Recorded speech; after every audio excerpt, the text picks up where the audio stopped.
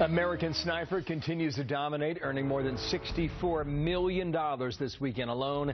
That already puts it above the $200 million mark with no end in sight. Director Clint Eastwood was asked about what sort of statement comes from this film, and he said the following: "The biggest anti-war statement any film can make is to show the fact of what war does to the family and the people who have to go back into civilian life like Chris Kyle did." Pete Hegseth, CEO of Concerned Veterans for America and a Fox News contributor. Pete, good morning to you and welcome. Good morning. Back here. 200 million. They say it'll easily top 300 million, if not more than that. Why do you think this film resonates rather the way it has?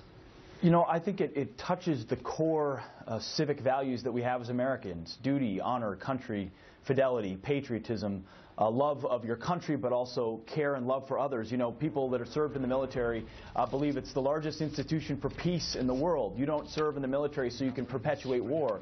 You do it so you can defend your fellow countrymen and women and preserve peace. So when Clint Eastwood is talking about you know, these types of things prevent war, he's right. No one wants war. No one wants to glorify war. But when you talk about the realities of it, it makes it more difficult for folks to want to just look at armed conflict right out the gates. This reminds people about the all-in cost of conflict, but also holds up the warrior in a way that our nation really should celebrate, because a guy like Chris Kyle deserves being celebrated. It's a remarkable film, too, and not to give anything away to viewers who no doubt will go see it. The message is strong. Michael Moore, Howard Dean, they're looking at this entirely differently. Here's Michael Moore, second week in a row. Tomorrow's Sunday school. What would Jesus do? Oh, I know what he'd do. Hide on top of a roof and shoot people in the back. Why is he going there again? He seems to be doubling down. And you know what? Chris Kyle never purported to be Jesus. Chris Kyle didn't serve the same function. I know he served and believed in Jesus, but Jesus called, you know, people have different duties and responsibilities in society. Jesus came to save our souls. Chris Kyle went to save the lives of the men. Chris Kyle went to save the lives of the men he was overwatching as a sniper. His job was to save American and friendly lives, Iraqi civilians where possible, and that's what he did. So Michael Moore just continues to gratuitously double down. At this point, his comments are just absolutely irrelevant. There's a guy who's made a couple of documentary films, conspiratorial, about the intentions of those who served in Iraq. He's doubling down on his sort of Bush hatred, and Chris Kyle is the latest manifestation. You know, Howard Dean was on Real Time with Bill Maher on HBO. Just listen to how he tried to explain the popularity for the film. Watch this.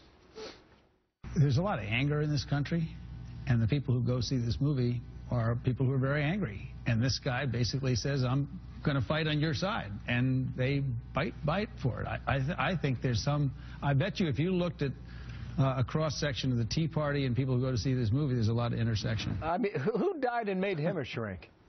Well, explain that. You know what I think of Bill, you know what I think of immediately is Howard Dean screaming on the stage, looking like the most angry man America has ever seen, saying, "Ah!" Like he invented anger. What an irony. I mean, it again is a example of how the left on either coast looks at middle America. They're clingers to gods and guns. They're bloodthirsty. They're ignorant. They're dumb, and they just blindly support the American troops. No, middle America is full of patriots, hardworking Americans of faith and fidelity who love their nation and believe in celebrating someone like Chris Kyle. And that's what it comes down to. Howard Dean just doesn't get it. He's on an island and continues. It really is this sense that they say they support the warrior, but not the war. When comments like this belay the fact that it's always been not just about the war, but also the warrior themselves. They see them as larger tools in a conspiratorial mindset. He said, this is from his mouth, there's a lot of anger in this country, and the people who go see this movie are people who are very angry. And then he said, I bet if you looked at the cross-section of the Tea Party and people who see this movie, there's a lot of intersection. Where is he getting this?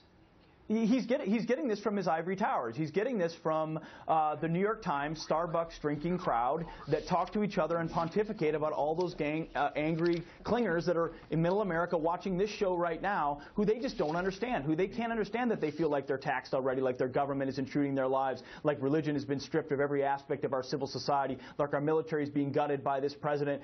These folks that go see this movie and so many others in California Well, understand that all the freedoms we enjoy have to be protected. Yeah. They have to be defended. That's what Chris Kyle understood, what so many other patriots who serve in the military understood. That's why they're going to the movie. They want to celebrate and believe in America, and they do. But someone like Howard Dean says, no, they're just angry, and that's how misplaced and disconnected he is from reality. Thank you, Pete. I saw it. I'm not angry. Most days I'm not angry. Bill, you're an angry guy. See you soon, man.